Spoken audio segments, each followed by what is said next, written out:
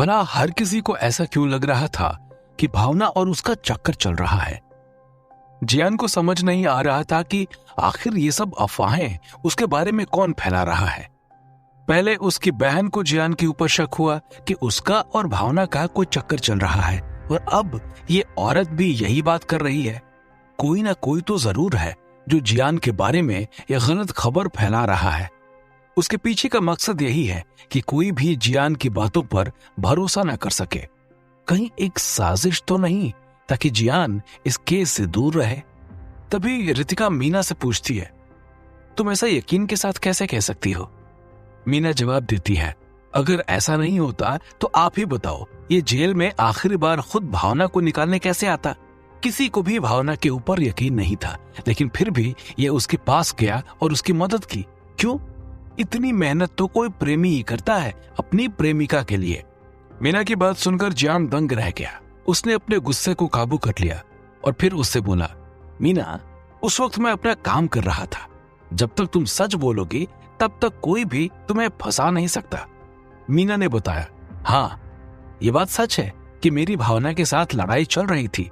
अगर कोई आपके खिलाफ होता है और आपके हर काम का विरोध करता है तो आपकी लड़ाई होना तो स्वाभाविक है। जाहिर सी बात है, इतना सब कुछ हो जाने के बाद मेरा कंपनी में रुकना तो बिल्कुल नामुमकिन हो गया था। जब मैंने ये बात भावना को बताई तो उल्टा वो मुझ पर चिल्लाने लगी कि मैं दूसरी कंपनियों में क्यों जा रही हूँ। उस वक्त तो मैंने कुछ नहीं कहा, लेकिन बाद में पता चला कि मेरे चरित्र के बारे में वो उल्टा सीधा सबको बता रही है, और उस वक्त मुझे गुस्सा आ गया और मैंने ये कंपनी छोड़ने का फैसला कर लिया। उसके बाद से मैं उसे मिली नहीं, यहाँ तक कि कभी उसके बारे में जिक्र भी नहीं हुआ, और आप लोग मुझे यहाँ उठा लाए। मैं आपको यही समझा रही हूँ कि भावना के साथ जो भी हुआ उसमें मेरा हाथ नहीं है। जब मैं वहां से गई थी तब तक वो ठीक थी। रितिका को ज्यादा उसकी बात पर भरोसा नहीं हुआ, मगर जियान को लग रहा था कि वो सच बोल रही है। उसे यही लग रहा था कि अगर किसी ने भावना का खून कर उसको आत्महत्या बनाने की कोशिश की तो इतने सारे सुराग नहीं छोड़ेगा। भावना की जूतों को वारदात की जगह छोड़ना, ऐसा तो कोई बेवकूफ ही कर सकता है। जियान चाह कर भी ज्यादा इसके बारे में सोच नहीं पा रहा था, क्योंकि उसका पूरा ध्यान अपनी बहन की तरफ था। इसीलिए उसने मीना से कुछ नहीं पूछा। रितिका ने आगे सवाल किया, वारदात के वक्त तुम कहाँ थी और तुम्हारे पास कोई सबूत है कि तुम भावना के ऑफिस नहीं गई?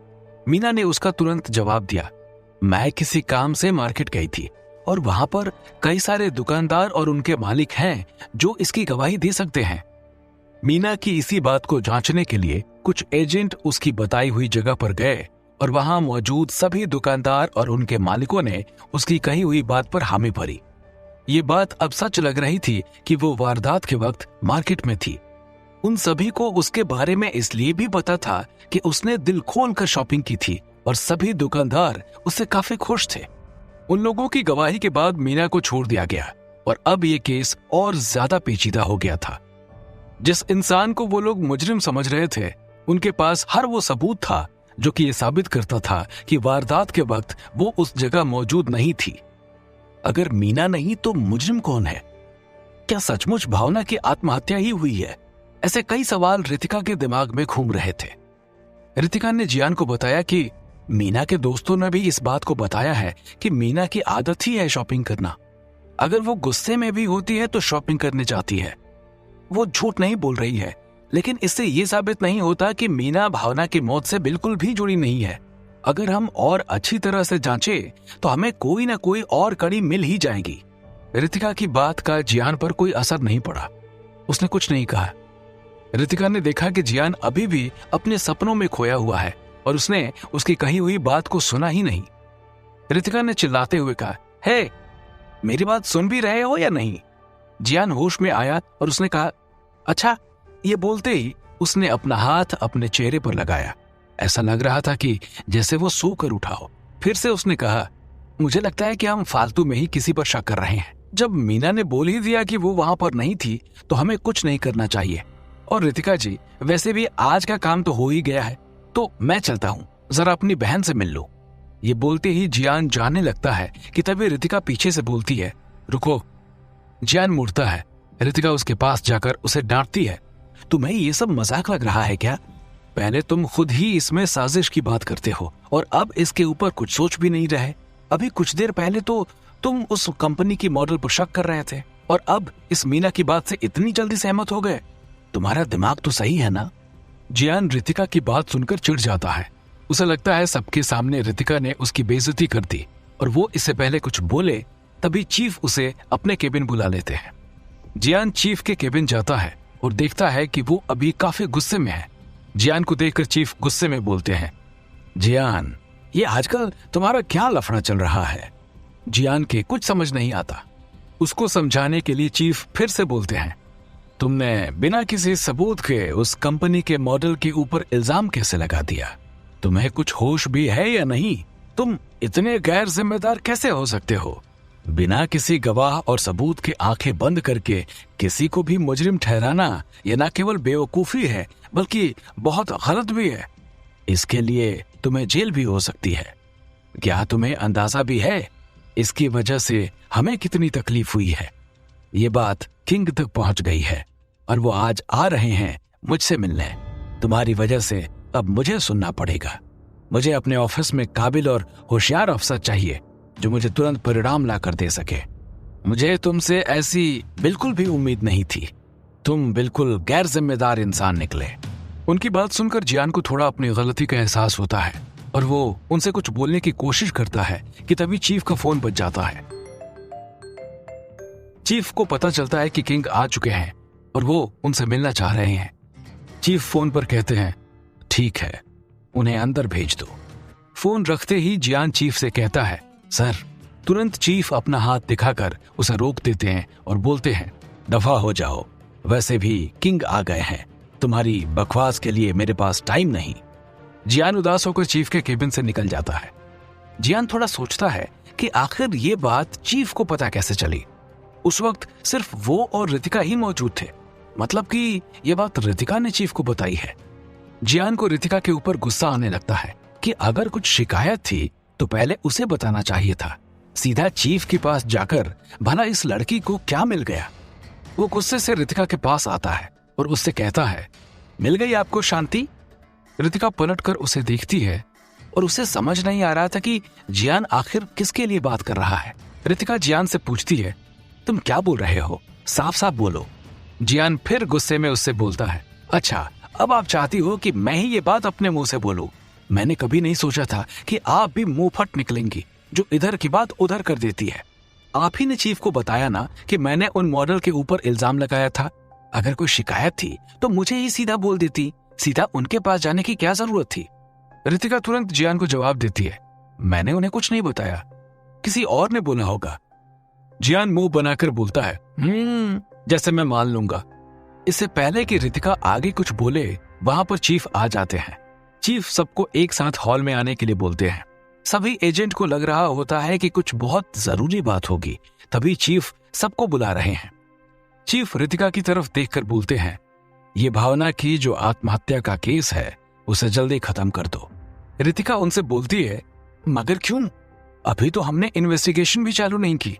उन सबको समझाते हैं, ऊपर से बहुत ज्यादा दबाव है, सबकी निगाहें इस केस पर ही हैं, इसीलिए सब लोग बड़ी प्रमुखता से इस केस को देख रहे हैं।